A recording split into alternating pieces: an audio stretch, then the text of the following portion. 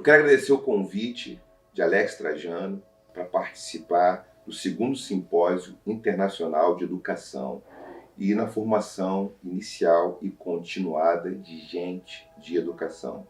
Então, para toda a equipe envolvida, muito obrigado por esse convite, estar aqui com vocês. Olá, meu nome é Renato Nogueira, sou professor da Universidade Federal Rural do Rio de Janeiro, atuo nos programas de pós-graduação em educação, programa de pós-graduação em filosofia, e eu quero conversar hoje a respeito justamente de educação contracolonial e futuro ancestral. Em que consiste uma educação contracolonial? Para a gente demarcar esse conceito de contracolonialidade, que é um conceito que de alguma forma ele acaba sendo atravessado e dialoga com outras categorias analíticas do campo dos estudos coloniais, pós-coloniais, decoloniais, é importante frisar: estudos pós-coloniais, os estudos decoloniais, eles não são sinônimos do campo da contracolonialidade. De alguma maneira, esses campos eles se comunicam, eles conversam, porque eles estão dialogando com a colonização como um fenômeno estruturante das relações de poder que a gente tem no mundo contemporâneo. As sociedades contemporâneas, como elas estão constituídas, elas se organizam elas se estruturam a partir do advento de um fenômeno histórico que é a colonização. Só que tem nuances distintas entre o que nós chamamos de pós-colonial, de decolonial e de contracolonial. Especificamente, quando nós falamos de contracolonialidade, a gente tem que vir aqui para o Brasil, sociedade brasileira, e a gente vai ter que conversar com autoras, com autores como Mãe Estela de Oxóssi, como Antônio Bispo dos Santos, o Nego Bispo, como Ailton Krenak, só para dizer algumas referências que são relevantes para isso que a gente tem denominado de contracolonial. Então, um bom ponto de partida é compreender as cosmopercepções, ou as maneiras como as sociedades se organizam, a maneira como os horizontes culturais são organizados. Basicamente, a gente faz uma leitura do Nego Bispo, um grande mestre, um grande intelectual, que tem trazido a partir de experimentações quilombolas, de experimentações, de investigações afroconfluentes.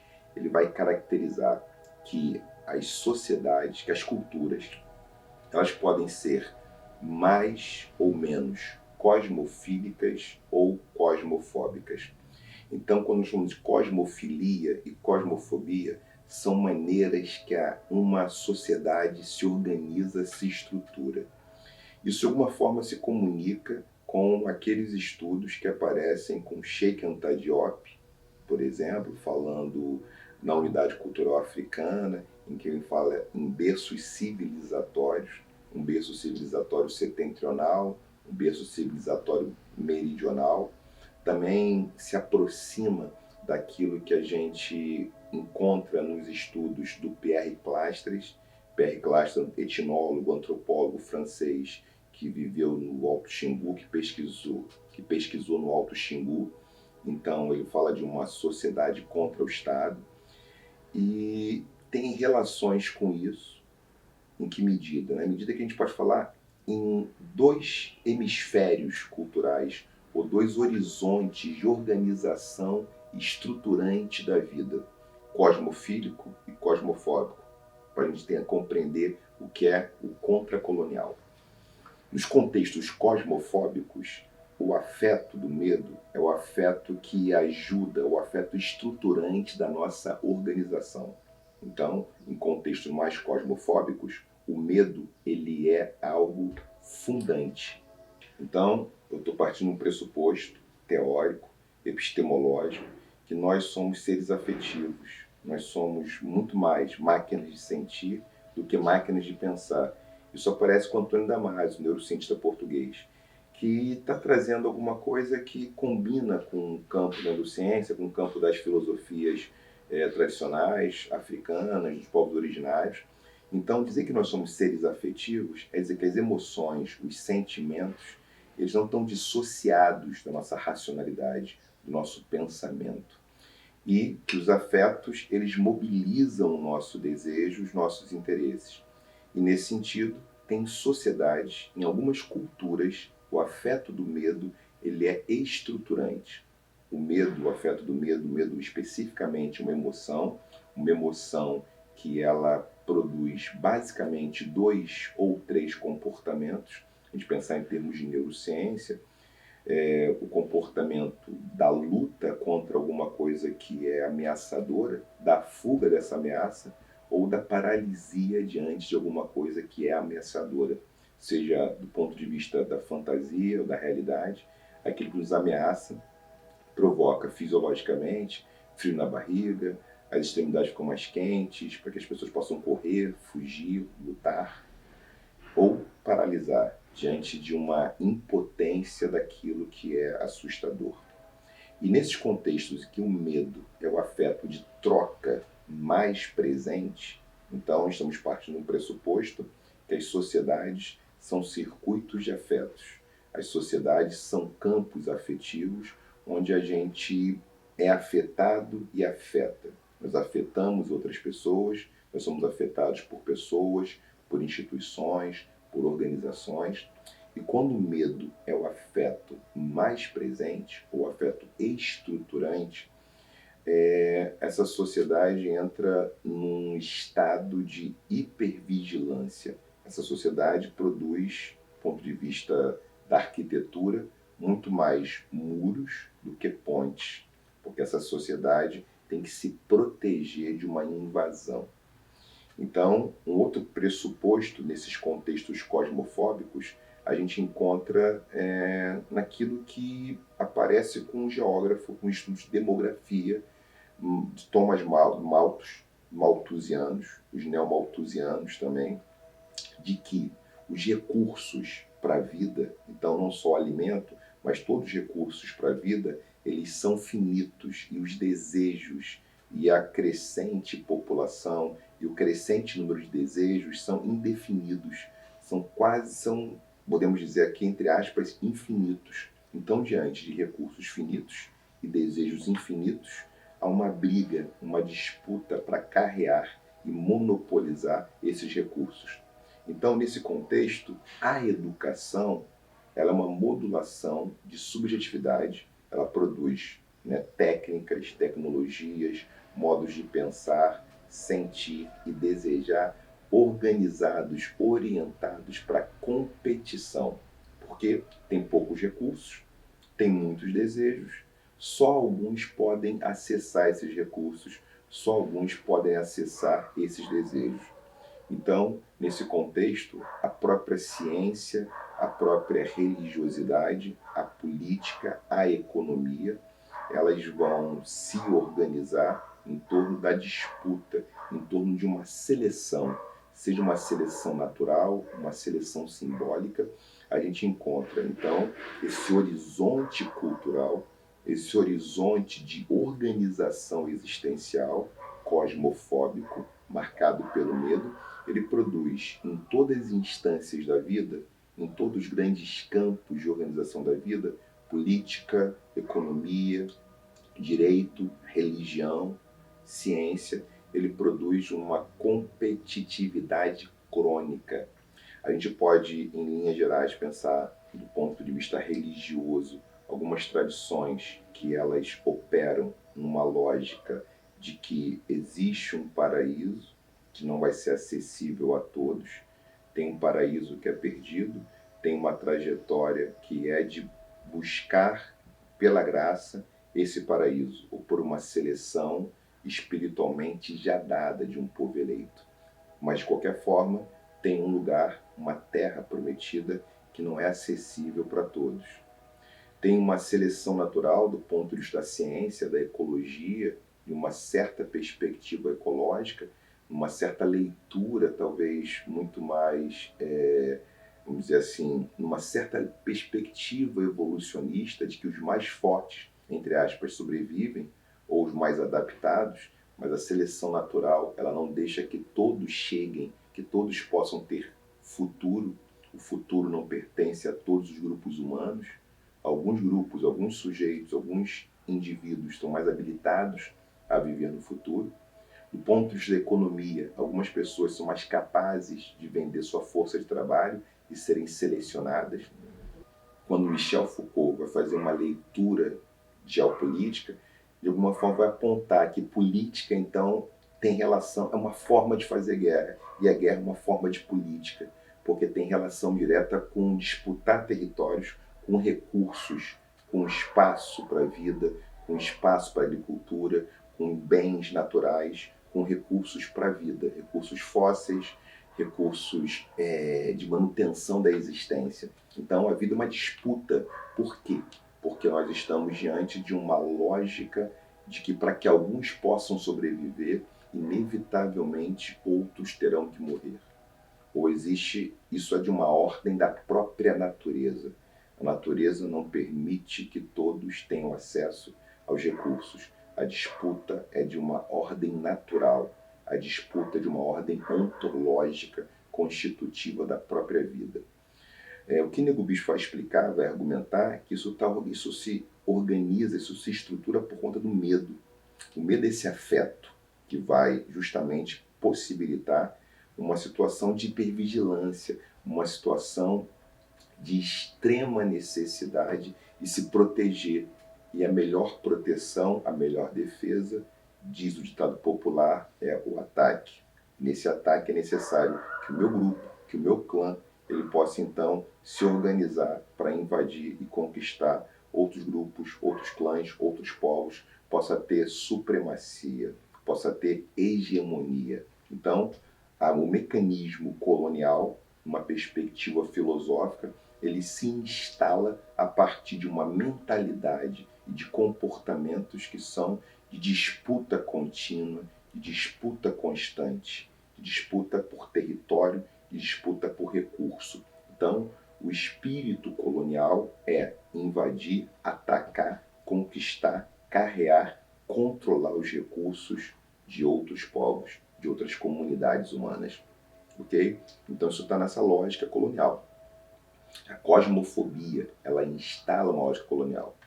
O que vai acontecer com o contexto cosmofílico, e aí o contexto colonial, a gente vai perceber que ele é mais presente, trazendo aqui Cheikh Anta Diop. Cheikh Anta Diop, ele vai dizer, vai apresentar que nos contextos, tem alguns contextos que eles são mais xenófilos, outros mais xenófobos, tem mais xenofobia, tem horror ao estrangeiro, tem horror ao que é de fora. A própria palavra vilania, a palavra vilão, a palavra vilã, tem a ver com vila, uma vila estranha, um estrangeiro, né? Um grupo que vem de fora que pode nos atacar. E nesse contexto aqui vai ter uma prática, né? Uma prática política, um conjunto de tecnologias que são coloniais e tem a ver com a invasão de outros grupos.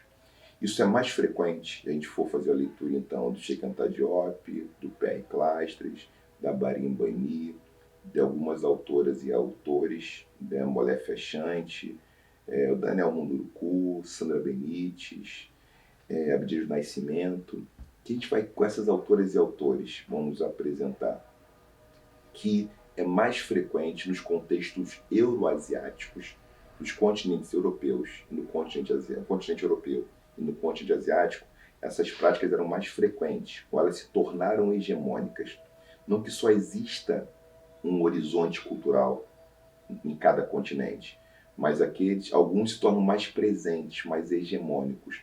E no contexto euroasiático foi mais frequente esse movimento colonial, um movimento de muitas disputas territoriais. Não que nos contextos africanos e indígenas não tivesse disputas, mas a gente tinha um horizonte mais cosmofílico. O que é um horizonte mais cosmofílico? É um horizonte cultural em que as pessoas estrangeiras são recebidas. É um horizonte cultural que ele opera mais com uma noção, com a categoria de compartilhar, do que com a categoria de competição. Então, compartilhar, partilhar em conjunto, muito mais do que competir, muito mais do que chegar na frente. Então a gente tem que ter as nossas energias, nossas técnicas, tecnologias, tem que arrumar uma maneira para a gente poder conviver com o mesmo espaço. Então, nesse sentido, a educação ela não é mais da ordem de uma competição compreendida nesse eixo interpretativo colonial, nesse eixo interpretativo cosmofóbico, que é só um pode chegar até o fim, só alguns podem ser premiados. Esse prêmio pode ser o reino dos céus, esse prêmio pode ser a espécie que sobrevive, o grupo, o clã que se confirma, aqueles que podem deter o poder. Isso se modifica à medida que tem contextos cosmofílicos. Esses contextos cosmofílicos, que têm relação com um berço civilizatório, na leitura de Diopiana, de Chikata Diop, Marimbani, essa pensadora também, Marimbani Diop, tem a ver com berço civilizatório, que ele vai lidar com os conflitos sem ter que eliminar ou superar, submeter aqueles que estão em conflito com o seu grupo. Então, outros grupos vão ter que ser submetidos para que o conflito cesse. Para que o conflito seja manejado, para que o conflito seja resolvido, é necessário que a gente possa, de alguma maneira, entrar em acordos, a gente possa equilibrar o sistema, manter o ecossistema de afetos equilibrado. Um contexto social em que tem o ecossistema afetivo, sendo a sociedade um circuito de afetos, ele está desequilibrado, vai ter insatisfação, vai ter mal-estar. Filosoficamente, tem uma tese clássica de filosofia do oeste africano, que aparece também em contextos com intelectuais indígenas, dos povos originários, que a falta de reconhecimento, o déficit de reconhecimento, esse mal-estar de satisfação, esse déficit de satisfação, ele vai produzir violência. E a violência se torna uma técnica, uma tecnologia para poder disputar os recursos. A violência se torna uma técnica de competição. Então a competição, ela em última instância, ela perde os limites nesse contexto e ela pode se transformar justamente na violência como a sua principal linguagem. A linguagem principal da competição, ou em última instância, a competição recorre a todas as forças possíveis que ela pode organizar para poder disputar e vencer aquele que tem que ser vencido, o outro que tem os recursos ou está assentado no território que de alguma forma me pertence ao meu grupo. Então, tem uma disputa contínua. Essa disputa contínua, ela vai estar na gênese de todas as formas de opressão. Então, as opressões raciais, o racismo, né? Todas as formas de genocídio têm relação com isso. A misoginia, o patriarcado, a cis-heteronormatividade, que um posicionamento que não reconhece a variedade de gênero, a vastidão da sexualidade humana. Sexualidade é um campo vasto. Sexualidade, em termos de psicanálise, em termos freudianos, segundo Freud, tem a ver com prazer, satisfação. E falar em sexualidade é assim, falar em diversidade. Então, gênero é uma performance. Orientação sexual é variada. Identificação de gênero, identificação não tem a ver com sexo biológico. Então, a cis-heteronormatividade, essa vinculação entre sexo biológico e gênero, ou essa imposição é uma forma de opressão, e essas formas de opressão estão todas ligadas a uma normatividade de organizar a vida em torno de um modelo de como a vida deve se comportar, de um modelo ideal, de uma idealização, de uma fantasia. Então, tem uma fantasia de que a diversidade ameaça a vida. Essa é uma hipótese muito importante. Nos contextos cosmofóbicos, a diversidade é uma ameaça à existência. nos contextos cosmofísicos, a diversidade, a condição de possibilidade de que as vidas prosperem, de que nós temos mais repertório, temos horizontes mais amplos de realidade, maiores horizontes de realização. Então, a tarefa educativa, o ato de educar, ele está muito menos ligado a preparar alguns para chegar, enquanto outros não podem chegar a um destino final, né? Ou a serem aqueles que vão ser os mais competitivos, com mais qualidade. Mas educar tem relação com a gente ser capaz de técnicas de convívio. Educar tem relação com vincular o conhecimento à garantia de que a vida possa proliferar, de que a vida tenha um direito supremo, de que a vida tenha direito supremo e que a vida esteja em primeiro plano, sobretudo a vida em primeiro plano. Então, nesse sentido, a cosmofilia ela é biofílica, né? Ela não é refratária à vida. Ela está sempre se organizando em torno da possibilidade da gente não abandonar o conflito, mas se organizar nos conflitos e diferenças, não como uma disputa acirrada em que só alguns podem chegar, mas como uma forma de reorganização dos nossos desejos, lidar com o próprio e lidar com o desejo do outro. Então, educação compreendida como uma fábrica, uma fabricação de processos de subjetivação, modos de pensar, sentir e desejar, uma forma de lidar com o conhecimento como possibilidade de automanipulação, de autocuidado e manipulação e cuidado do mundo, intervenção no mundo, é intervir para que o mundo, a vida, não precise ser um campo de batalha contínuo. E aí o conceito de competição ele ganha uma interpretação distinta. Tá? Então, falar de educação contracolonial é o nosso objetivo. A gente está fazendo um percurso aqui que define, a partir do Negro Bispo, define cosmofobia como esse horizonte cultural que está marcado em algumas sociedades.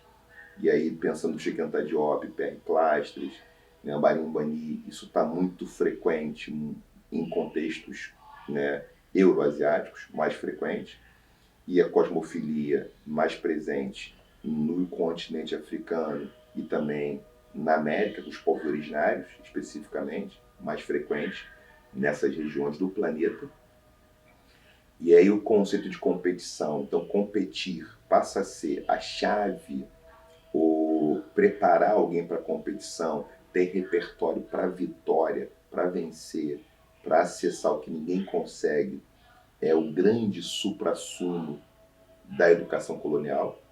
Educação colonial que está pautada naquilo que Bell Hooks vai falar um tudo sobre amor, em colocar o amor em último plano. Né? Bell Hooks, essa pensadora, essa filósofa que escreveu uma bela trilogia sobre o amor, eu destaco agora o tudo sobre o amor, ela vai colocar que a cultura de consumo ela toma o lugar da necessidade de vínculo e de aprofundar as relações e de se nutrir de afetos. Então, o que fica em primeiro plano é a lógica de ser capaz de comprar, ser capaz de consumir.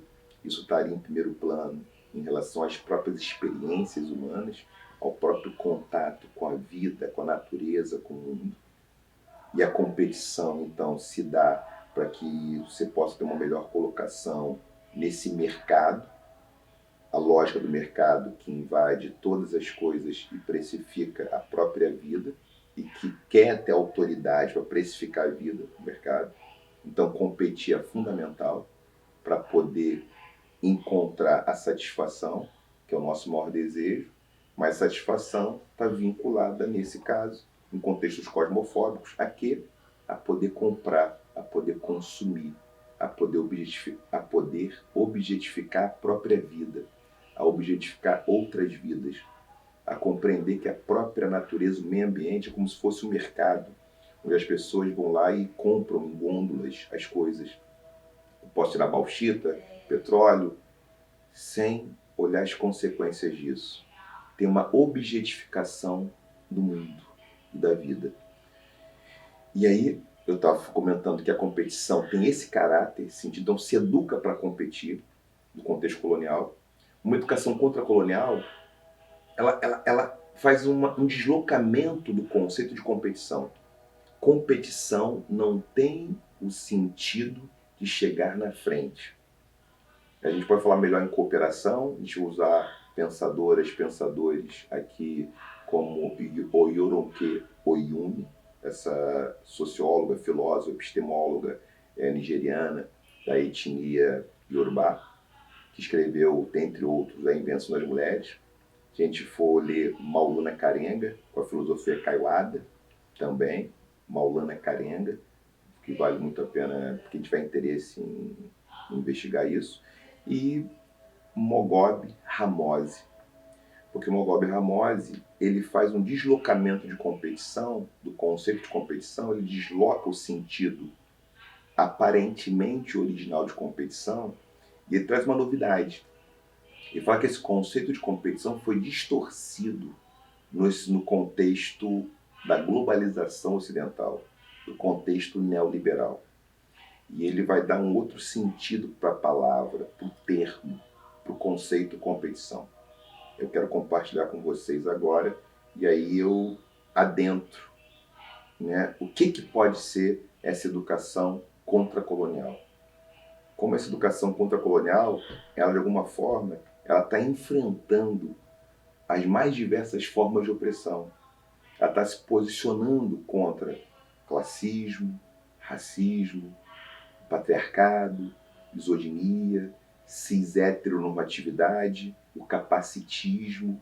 Como é que a educação contracolonial é uma potência criativa para a gente poder enfrentar essas mais diversas formas de opressão. O etarismo, lipofobia, muitas formas de opressão. Uma educação que ela não está pautada num modelo, porque a competição colonial ela tem um modelo já pronto, prévio, e quando se encaixa nesse modelo, você tem direito a uma vida melhor.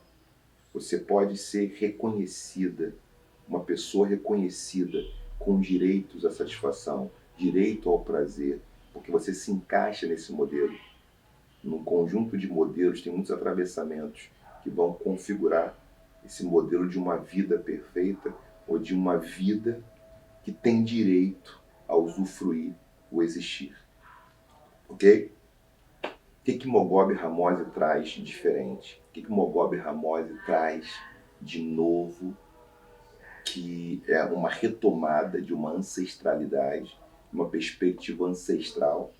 Eu me recordo aqui, Ailton Krenak, o escritor, membro da Academia Brasileira de Letras, Ailton Krenak, que tem um texto muito interessante, que o título desse texto tem sido dito cada vez mais, né? O futuro é ancestral. Então, eu estou aqui combinando, articulando esses pensadores aqui.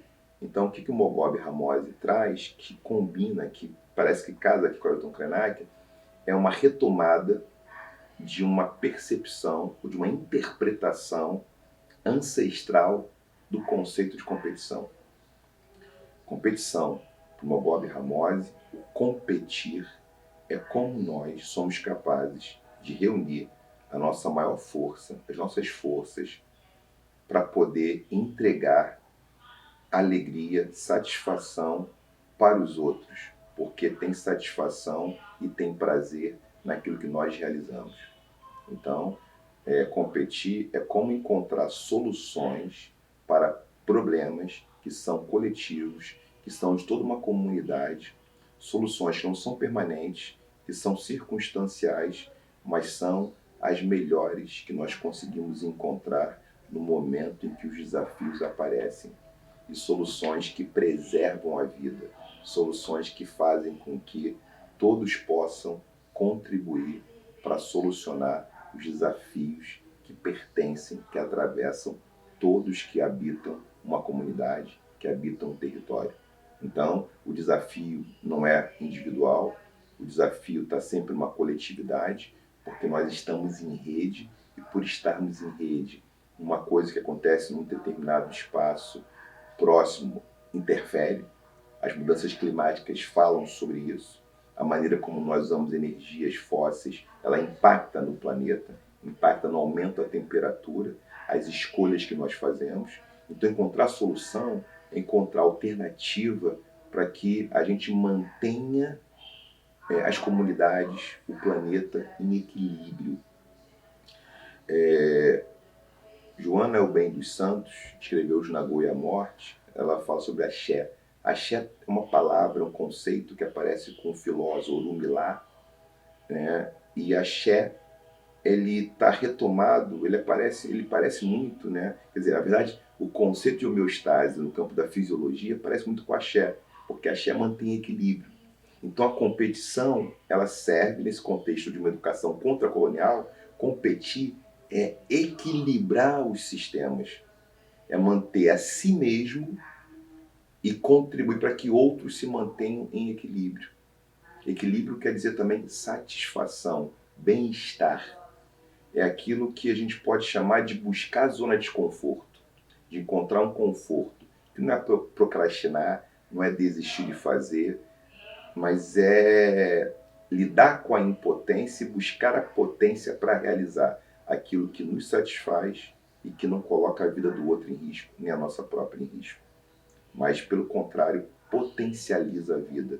Uma educação contracolonial, ela se ocupa de aumentar as potências da vida, de melhorar o existir, melhorar a existência.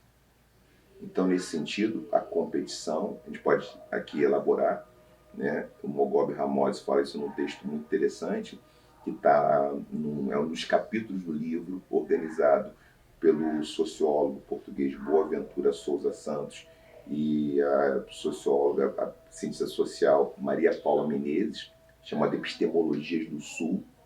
Então, nesse livro, Epistemologias do Sul, a gente encontra esse texto do Mogobe Ramós, que ele fala desse conceito de competição, e lá ele define competição como essa capacidade de entregar alternativas que servem para si e para todo mundo. Então, a educação contracolonial, ela retoma uma noção de ancestralidade, e eu vou trazer agora o conceito de ancestralidade nesse caminhar.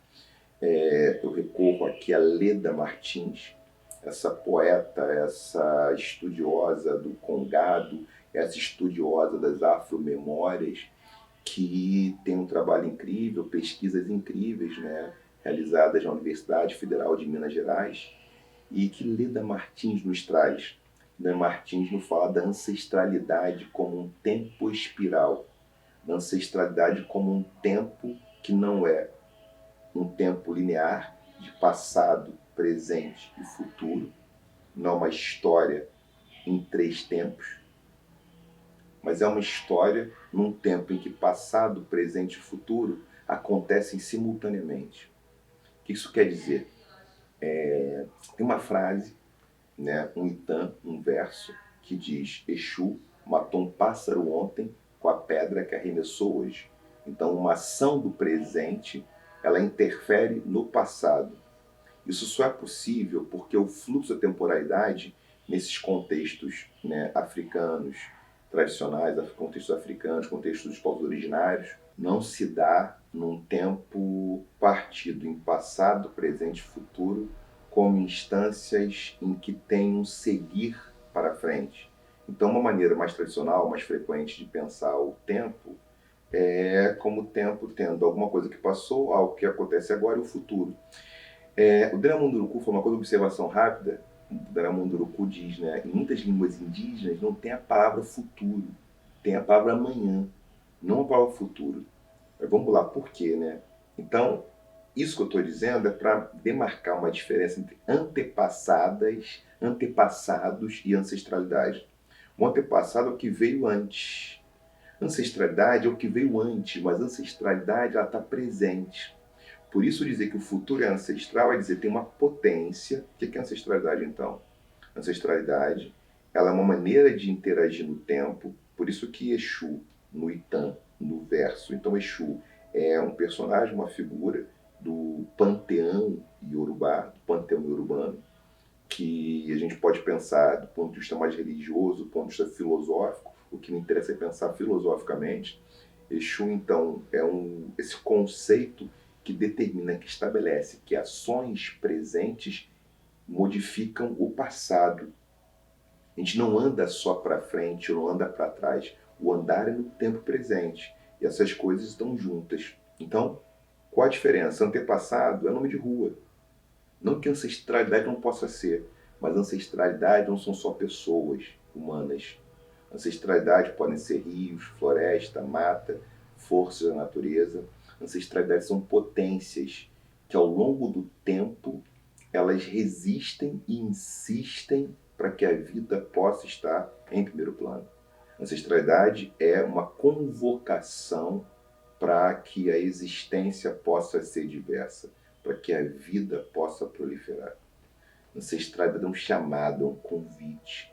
Então, dizer que o futuro é ancestral é dizer o futuro ou a futuridade só é possível se a gente recupera aquilo que é próprio da ancestralidade, um exercício de valorização da vida.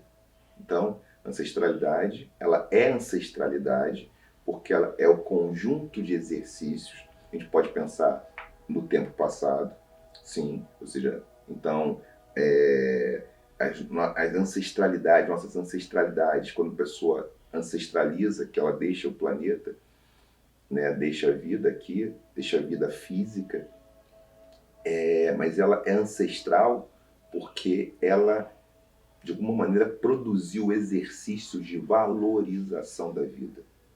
Então, ancestralidade nesse sentido, a gente está falando do tempo, o futuro ancestral, como trazer, retomar perspectivas, retomar ações, se inspirar em perspectivas que possam garantir o futuro da vida, possam garantir que a vida permaneça, possam garantir que a vida da futuridade ela tenha possibilidades de proliferar. Nesse sentido, o fazer político nos contextos contracoloniais, ele não tem só pessoas do presente. Então, vou fazer uma comparação.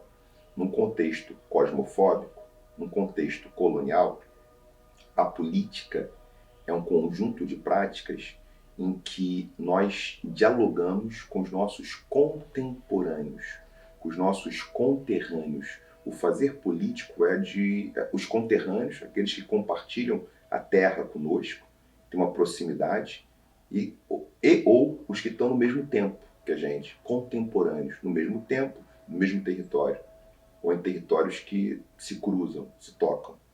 Então, a política tem um caráter espacial e temporal do presente. Tudo bem? Isso é uma educação, isso é um contexto colonial. Num contexto contracolonial, que é um contexto cosmofílico, eu vou falar mais contracolonial daqui a pouco, vou falar o que é o contracolonial também, como é que o contracolonial se relaciona com o medo. No contexto contracolonial, o que acontece? Eu não me relaciono só com os conterrâneos ou os contemporâneos. Eu me relaciono com a ancestralidade, com os conterrâneos contemporâneos e com a futuridade. O fazer político se fosse uma campanha política. Então, no contexto colonial, uma campanha política, a gente faz projeto para o agora, para quem está presente. No contexto contracolonial, numa conjuntura do horizonte cultural cosmofílico, que é onde sai a contracolonialidade, contracolonial, fazer político reconhece quem já esteve. A gente quer de alguma forma celebrar quem já esteve, quer celebrar o presente e quer celebrar o futuro. Então a gente lida com pessoas vivas que têm matéria, que são os conterrâneos, os contemporâneos, mas lida com pessoas vivas que não têm mais matéria, ancestralidade e também a futuridade, que são as pessoas que virão. Então muda de chave. E essa mudança de chave, ela tem a ver com o seguinte: o contracolonial não é o fim do medo, mas o contracolonial ele tem dispositivos para que a gente possa imunizar-se do medo.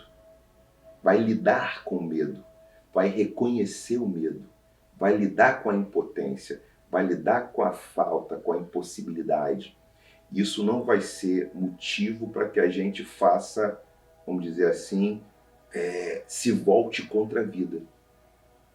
Então isso muda de figura. Isso é uma mudança de figura, né? Quando a gente fala de educação contracolonial. Educação contracolonial e futuro ancestral é a possibilidade de que a Terra possa continuar sendo ocupada pela vida. É a possibilidade de que a vida esteja em primeiro plano e nada tenha mais valor do que a vida. E que a gente possa reunir nossas energias, nosso conhecimento, nossa capacidade, a nossa potência para fazer com que o mundo seja não um paraíso, mas um mundo possível, porque a chave da leitura do paraíso, ela pressupõe um inferno, ela pressupõe uma tensão, pressupõe uma fantasia quase irrealizável. E se trata não de buscar um paraíso, mas se trata de buscar um mundo possível, onde, como diz aquele Mbembe, o direito a respirar seja universal. Todos têm o direito a respirar. Então, quero aqui agradecer o convite, parabenizar toda a organização e vou deixar aqui meus contatos para quem precisar, caso queira entrar em contato comigo, e meu agradecimento já fica aqui, meu sentimento é de gratidão por esse convite e finalizo dizendo, qual a conclusão? Uma educação contracolonial, um futuro ancestral, ele é a possibilidade de que a gente não separe a potência do poder. Que o poder, que é um exercício que atravessa todas as vidas, o poder tem a ver com manipular, com cuidar, com interferir, ele não se desvincule da potência de existir.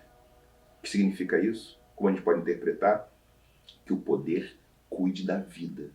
Que o poder seja algo, seja um exercício. O poder não é uma coisa, como diz Michel Foucault, que eu vou lá e pego. O poder é um exercício que nos atravessa, um exercício que ele não submeta a vida, não explore a vida, não queira esgotar a vida, mas queira potencializar ainda mais a vida.